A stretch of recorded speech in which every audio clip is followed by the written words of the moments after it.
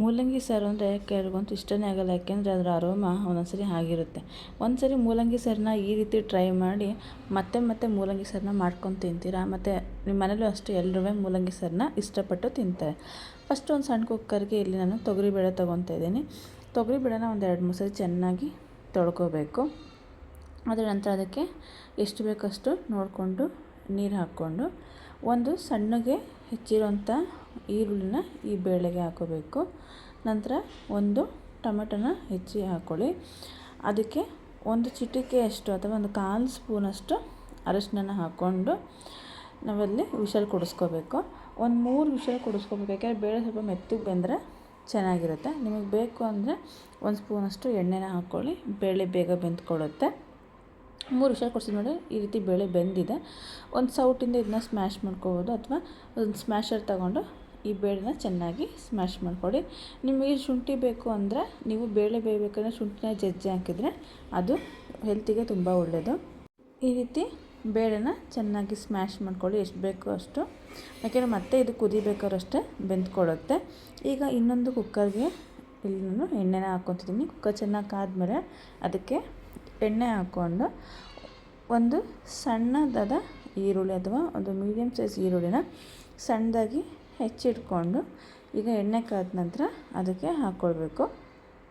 ಚೆನ್ನಾಗಿ ಈರುಳ್ಳಿನ medium ಉರಿಲಿ fry ಮಾಡ್ಕೋಬೇಕು. ಈ ರೀತಿ ಮಾಡಿಕೊಂಡ್ರೆ ತುಂಬ ಚೆನ್ನಾಗಿರುತ್ತೆ ಸಾಂಬಾರು. ಈಗ ಈರುಳ್ಳಿ ಚೆನ್ನಾಗಿ ಫ್ರೈ ಆದಮೇಲೆ ನಾವು ಹೆಚ್ಚಿಟ್ಕೊಂಡಿರ್ತೀವಲ್ಲ ಮೂಲಂಗಿ, ಅದನ್ನು ಹಾಕ್ಕೊಂಡು ಆ ಹಸಿ ವಾಸನೆ ಹೋಗಿ ಅದ್ರದ್ದು ಕಲರ್ ಚೇಂಜ್ ಆಗುತ್ತೆ ಮೂಲಂಗಿದು.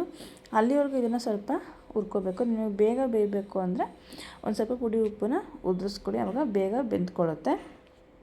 ಈ ರೀತಿ ಮೂಲಂಗಿನ ನಾವು ಹುರಿಯೋದ್ರಿಂದ ಈ ಮೂಲಂಗಿದು ಒಂಥರ ಅರೋಮ ಇರುತ್ತಲ್ಲ, ಅದೆಲ್ಲ ಹೊರಟೋಗಿ ತುಂಬ ಚೆನ್ನಾಗಿ ಬರುತ್ತೆ ಸಾಂಬಾರು. ಯಾವಾಗ ನಾವು ಕೆಲವರು ಇದನ್ನ ಪ್ರೆಷರ್ ಕುಕ್ಕರಲ್ಲಿ ವಿಷಲ್ ಕೊಡಿಸಿದಾಗ ನಾವು ಅದು ಓಪನ್ ಮಾಡಿದ ಕೂಡಲೇ ಒಂಥರ ಸ್ಮೆಲ್ ಬರುತ್ತೆ. ಆಗ ಕೆಲವ್ರಿಗೆ ಇಷ್ಟ ಆಗೋಲ್ಲ. ನೀವು ಈ ರೀತಿ ಮೂಲಂಗಿನ ಹುರಿದ್ಬಿಟ್ಟು ಸಾಂಬಾರು ಮಾಡಿದ್ರೆ ಸಾಂಬಾರು ತುಂಬ ಸಖತ್ತಾಗುತ್ತೆ. ಮೂಲಂಗಿ ಸಾಂಬಾರು ಅಂತಲೇ ಗೊತ್ತಾಗಲ್ಲ. ಬೇಕು ಅಂದರೆ ನೀವು ಇದಕ್ಕೆ ಬೀನ್ಸು ಎಲ್ಲ ಆ್ಯಡ್ ಮಾಡ್ಕೋಬೋದು. ಬರೀ ಮೂಲಂಗಿಲೂ ಸಹ ಸಾಂಬಾರು ಮಾಡ್ಬೋದು. ಈಗ ನಾನು ತುರಿದಿರುವಂಥ ಕಾಯಿನ ಹಾಕ್ಕೊತಾ ಇದ್ದೀನಿ. ನೀವು ಕಾಯಿನ ತುರಿದಾರು ಹಾಕ್ಕೋಬೋದು ಅಥವಾ 1-2 ರೌಂಡು ಗ್ರೈಂಡ್ ಮಾಡೋರು ಹಾಕ್ಕೋಬೋದು. ನಾನು ತುರಿದು ಹಾಕ್ಕೊತೀನಿ. ಯಾಕೆ ಗ್ರೈಂಡ್ ಮಾಡಿದ್ರೆ ಸಾಂಬಾರು ಜಾಸ್ತಿ ಆಗುತ್ತೆ ಅಂತ ಅಷ್ಟೇ. ಈಗ ಸಾಂಬಾರು ಪುಡಿ ಹಾಕ್ಕೊಂಡು ಒಂದು ಸರಿ ಚೆನ್ನಾಗಿ ಹುರ್ಕೋಬೇಕು. ಯಾವಾಗಲೂ ಸಾಂಬಾರು ಪುಡಿನ ಈ ರೀತಿ ಹುರಿಯೋದ್ರಿಂದ ಆ ಸಾಂಬಾರ್ದು ಟೇಸ್ಟೇ ಬದಲಾಗುತ್ತೆ. ಅದೇ ರೀತಿ ರುಬ್ಬೇಕಾದ್ರೆ ತೆಂಗಿನಕಾಯಿ ಜೊತೆಗೆ ಸಾಂಬಾರು ಪುಡಿ ಹಾಕೋದಕ್ಕಿಂತ ಒಂದ್ಸರಿ ಈ ಥರ ಫ್ರೈ ಮಾಡಿ ಸಾಂಬಾರು ಮಾಡಿ ನೋಡಿ, ತುಂಬ ಚೆನ್ನಾಗಿರುತ್ತೆ. ಈಗ ಏನು ಬೇಯಿಸಿಟ್ಕೊಂಡಿದ್ದೀವಲ್ಲ ಬೇಳೆ, ಅದನ್ನು ಹಾಕಿ ಬೇಳೆ ಈ ರೀತಿ ನಮಗೆ ಕಾಣ್ತಾ ಇರುತ್ತೆ. ಆದರೆ ಇವಾಗ ನಾವು ಕುದಿಸ್ತೀವಲ್ಲ, ಬೇಳೆ ಎಲ್ಲ ಚೆನ್ನಾಗಿ ಮಿಳ್ಕೊಬಿಟ್ಟಿರುತ್ತೆ. ಯಾಕಂದರೆ ವಿಷಲ್ ಕೊಡಿಸಿರ್ತೀವಿ. ರುಚಿಗೆ ಎಷ್ಟು ಬೇಕು ಅಷ್ಟು ಉಪ್ಪು ಹಾಕ್ಕೊಂಡು ನೀರನ್ನ ನೋಡಿ ಸೇರಿಸ್ಕೊಳ್ಳಿ. ಕಾಯಿನ ತುರಿದು ಹಾಕ್ಕೊಂಡಿರೋದು ಜಾಸ್ತಿ ಸಾಂಬಾರು ಮಾಡ್ಕೊಳಕ್ಕಾಗಲ್ಲ. ಮೀಡಿಯಮ್ ಆಗಿ ಒಂದು 4 ಜನಕ್ಕಾಗೋ ಸಾಂಬಾರನ್ನ ಮಾಡ್ಕೋಬೋದು. ನೀವು ಅದನ್ನ ಕಾಯಿ ಟೊಮೆಟೊ ಈರುಳ್ಳಿ ರುಬ್ಬಿ ಹಾಕಿದ್ರೆ ಜಾಸ್ತಿ ಸಾಂಬಾರು ಮಾಡ್ಕೋಬೋದು. ಇಲ್ಲಿ ಮೂಲಂಗಿದು ಕಲರ್ ಚೇಂಜ್ ಆಗುತ್ತೆ. ಸ್ವಲ್ಪ ಹಿಂಗೆ ಹಾಕ್ಕೊತಿದ್ದೀನಿ. ಈ ರೀತಿ ಹಾಕ್ಕೊಂಡು ಚೆನ್ನಾಗಿ ಒಂದು 10 ನಿಮಿಷ ಕುದಿಸಿ. ನಿಮಗೆ ಗೊತ್ತಾಗುತ್ತಲ್ಲ ಮೂಲಂಗಿ ಕಲರ್ ಬದಲಾಗುತ್ತೆ.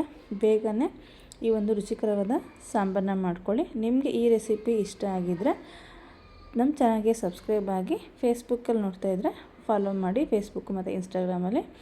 ಈ ರೀತಿ ಒಂದ್ಸರಿ ಮನೇಲಿ ಸಾಂಬಾರು ಮಾಡಿ ಟ್ರೈ ಮಾಡಿ ಹೇಗಿತ್ತು ಅಂತ ಕಮೆಂಟ್ ಮಾಡಿ. Thank you.